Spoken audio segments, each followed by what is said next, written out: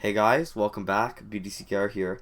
We're back with our weekly Q&A videos. This is season 2, episode 19.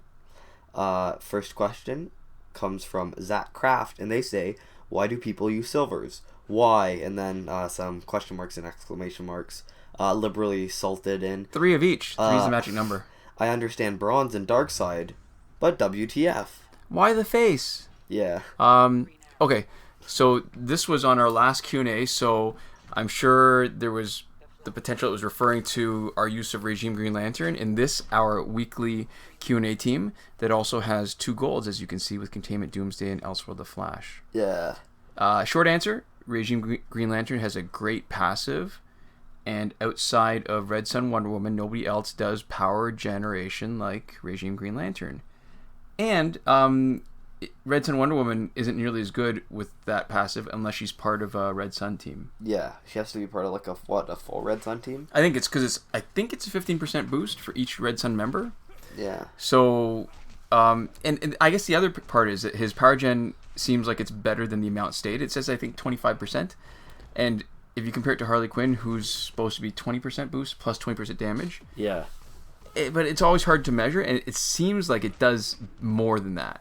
Mm-hmm. And I guess a related point, in the case of animated Harley Quinn, even though she has the added damage boost, I believe that health and damage boosts from passives are taken into account with matchmaking. So yeah, it seems that way. So we always try to go for the kind of hidden stats, I guess is what you'd call it. The ones that don't pop up in matchmaking. Right, that actually give you an advantage, so that if you didn't have, you face the same teams, but now you actually have something different, right? Yeah, so health and damage count, so we don't care as much about those except for victory points, right? Mm-hmm. And crit chance, crit damage, and power regen are not accounted for, so those are the ones that you want to really crank up to 11. And that's why the Red Sun team with Superman is so good, because his damage boost is only for basic, so it's only for one aspect. So let's say it's for specials, like from gear or from just basic. It doesn't actually count that. Yeah, it's right. Only when it's damage to everything. Right. So in Batman or Prime, when it's conditional, or when it's like like when this happens, damage boost. I don't think it takes into account that. Right. So it's got to be something constant. Yeah, so it has to be constant, and it has to be constant to all damage type. So in what you're seeing now, right? Green Lantern's actually perfect for lower stat gold teams because his stats are in line, meaning you don't get unbalanced matchups. Although now we're actually going to see, because he's Elite 10, he's potentially going to be, well, he won't. Even though his damage is higher, his health is still relatively low. Mm-hmm. So I think, you know what would be interesting? Use him as our basic damage dealer in a team. I think that would be funny. Right. Now, all right, so that was a short answer.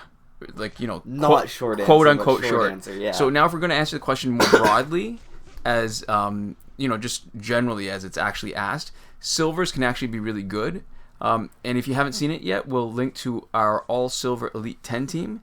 Not only is it good enough to finish an ultimate ladder, but in the last few fights, it's against 50 Elite 7 and 1 Elite 8 gold characters. Mm-hmm. And we're getting 5,000 battle points for the last fight. So we're essentially fighting gold level characters, max gold level characters. Right. Or not quite max, but And here's the thing. Silvers are easier to break through to Elite 10 because of the frequency of non-specific silver breakthrough events. You get, I think, a couple every week, and it's not limited to a specific character. So you can pick and choose the best silver characters with the best passives, like we have on our silver team. Yeah. And, okay, so sure, you only want max battle points for every fight. You got to go with your high stat golds. But the obsessive compulsive personality traits in us to collect all of them, it's a shame not to play with the guys that we've been collecting for so long and maxing out. Yeah, especially if they are useful. Actually, and I want to address that point about dark side and bronzes. That's actually worse than silvers. So the first part is why it's bad. Well, not bad, but just why it's more difficult is that you need to keep dark side low promotion unless you want unbalanced matchups. Mm-hmm. And since the matchmaker takes into account dark side's passive boosting the bronzes, there's not much of an advantage. Yeah, so it's funny. You'd think that would be a good way to cheat the system, but what that does is it makes your bronzes better, but not in like a way where you're actually getting anything extra from it. the place where that's most useful is making your bronzes the level of gold for the purposes of grinding. Yeah. And dark side's already kind of good enough to carry a lot of people when grinding, and that won't necessarily make the difference. Which is a shame. I mean, people have talked about before, and I think if you could really improve dark side's passive by giving him a smaller boost to silvers. Or just by making him bronze. Yeah. Smaller boost to silvers, even smaller boost to golds, or just making him bronze would be fine too. Now, just one small correction, I guess, is that there might be a small advantage because bronzes tend to have damage-heavy stats, so the damage is more of the sort of stat points are into the damage compared to health. Yeah. And the passive doesn't change that, right? Because I think it's a 300 boost on each one. Oh, we will pause. Okay, phone call dealt with. Let's get right back into business. What were you saying? Oh, so that you get an unbalanced kind of bronze, because bronzes stay damage heavy, but golds on the other hand, as you promote them higher and higher, they get really health heavy.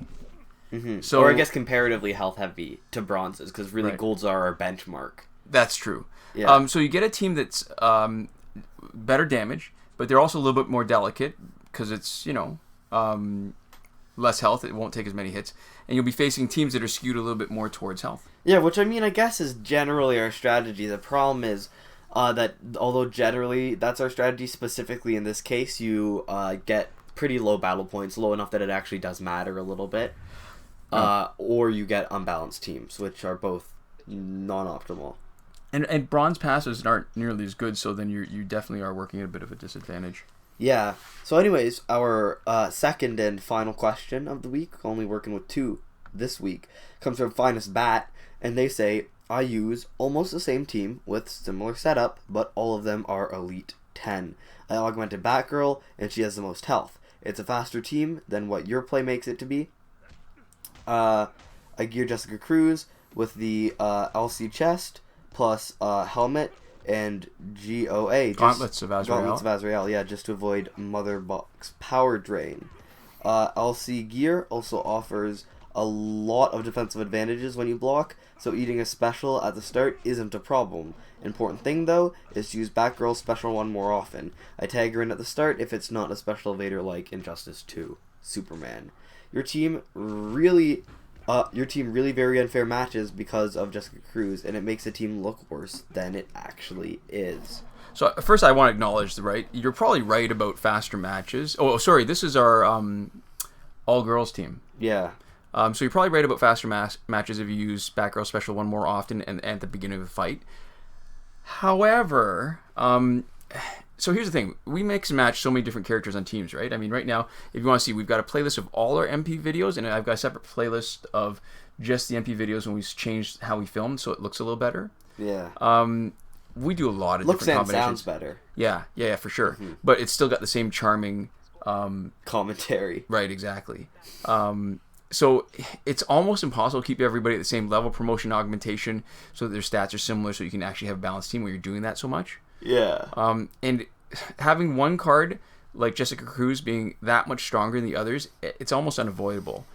Which means that Batgirl is going up against cards with much higher health than if she were on a team with lower stats. So the problem with that is the reason why we're not doing it with that particular team is that the first special one probably won't be enough. It'll do damage. It probably won't knock out the guy, and definitely with the splash damage won't knock out the next guy. Yeah. Or what I mean is drain them down to like almost no health, right? Mm-hmm. With just the 50%.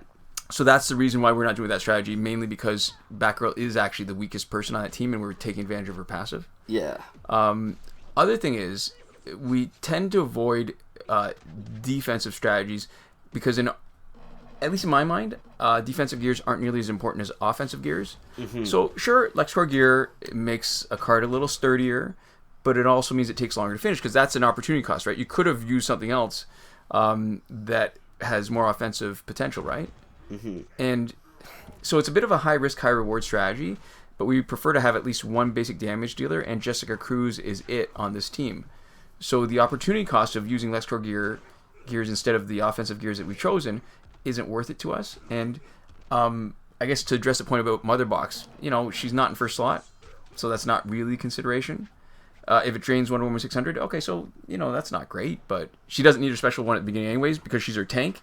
And we need her special one to heal, and at the beginning she hasn't taken much damage. Yeah, so usually we'll have enough time to build up the special one when we need it. Yeah, because the special one, in a lot of ways, to me, is just a staller, right? You build up your health if you need to, and because when you're gearing somebody with all fourth world gear like we did, then it's the special 2s that are going to be doing enough damage. The special ones aren't good enough. So maybe if Batgirl were Elite 10 and augmented, we'd be thinking differently, since she would be able to carry more of the load for the team. Yeah. And I guess in a larger, bigger picture kind of thing, it goes back to one of the points I think we've made a lot, is that there isn't one right way to build a team or one right way to gear it, right? Everybody always asks, well, what's the best team? What's the best? And we sort of avoid answering that, because it really depends on how you like to play and what resources you have and what you've got to put together. Yeah. So there's different ways to play the team. There's a lot of different kind of subtleties about how to play the team. We might even play it differently if we didn't have crit chance and crit damage augments. Those for change sure. a lot, because as soon as you have a 50% baseline crit chance and you have another 100% damage, all of a sudden everything that you put into that, any chance that you increase it by, you're essentially more than doubling the effect of a critical hit, as opposed to not having it augmented. Yep. And you hit diminishing returns way sooner. You hit a kind of critical mass of crit chance way sooner when that's augmented too. So I don't know if you noticed that, but just now, that was perfect, because I was hoping to build up to the second bar of power for Ultra Flash to use it before Rebirth Raven tagged in. Yeah. So she doesn't get any power. Not that it really matters, because each of Doomsday and Ultra Flash can totally carry the load offensively for that team. But yeah. Oh, and we're down to the last fight. So that, even with only 2 questions, that's pretty quick. So, all right, so not a particularly tough team. I still have trouble with Arkham Knight just because of the separation. And sometimes if after finishing a swipe combo, there's too much distance and I can't time it right to close the distance, wait long enough to close the distance, but not eat a combo, and not go too early and be so far away that he can hit me, but I can't hit him. Yeah. Yeah, so I like to get in a free swipe combo before Green Lantern eats the special as their tank, or yeah, when they start off with a bar or 2 of power. So there we go. Yeah. Sometimes I know a better strategy would be to just try to time the combo so that you block it. But sometimes, half the time I get lucky and I'd rather just the little Go excitement. Yeah. Spin the wheel. Spin the wheel. It's like a little bit of gambling. Oh, that's perfect. Which is funny because you don't like gambling. So not in real life. The no. idea that you're doing it specifically because it's gambling is a little bit funny. Yeah. Yeah, not with money. Just with imaginary. Just with our and our viewers' time. Well, this is part of the joy, right? This is what they're here for. So. They're here to spend time with us. They're obviously not here for top quality plays. If they were just here for the quality of play, they would have maybe left a while ago. They're here for the strategy. All right, so here's the thing, too. When I watch games, I mean, sometimes I like to see like really good over-the-top kind of stuff, but most of the time I'm actually just happy to see guys that are, Well, we're the everyman. If we can beat it with this team, then you definitely can. That's true. Because you'll know our strategy, and you'll likely be able to execute it better than we are. Oh, and there we go. We're done. So there we go. That was the last fight. Thank you guys so much for watching, especially to everybody who watches all the way through the video. We really do appreciate it.